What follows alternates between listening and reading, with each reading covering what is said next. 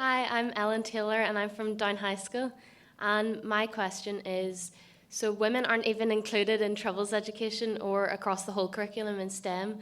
So how can we ensure education system includes women? Good on you. I've been quoting you all week. Every chance I got. I met Ellen for the first time last week in the Lyric Theatre, and she was being asked about her role in the Youth Parliament and about Northern Ireland in the future.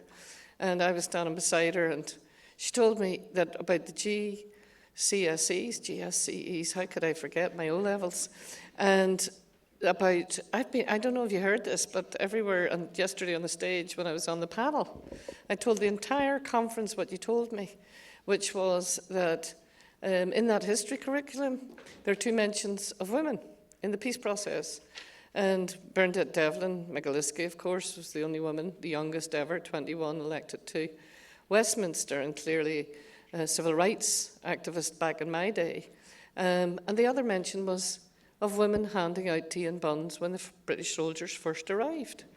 I nearly dropped when she told me that, because I am one of those women that was back then and formed the Women's Coalition, and I'm a signatory, the only signatory, to the Good Friday Belfast Agreement, as a leader of the party, the only woman leader of a party.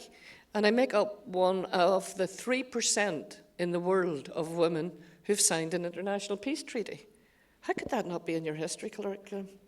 And yet it's not. How could it, the wonderful women who led many of the social movements in Northern Ireland, in terms of the trade union movement, bringing both sides together, being not just non-sectarian but anti-sectarian, those women are famous. They're not in your history curriculum.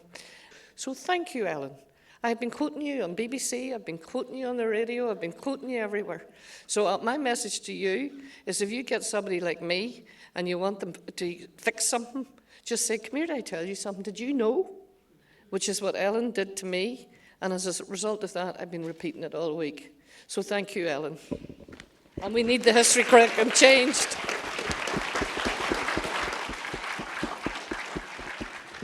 I mean, I think to your point, if you can see it, you can be it. I think, having someone like Monica McWilliams here is a woman in history right before us, and I think it's so important. And when you were speaking, I was thinking that sounds like a petition and a campaign, and maybe somebody should get started on making sure that the people that are building the curriculum know this information.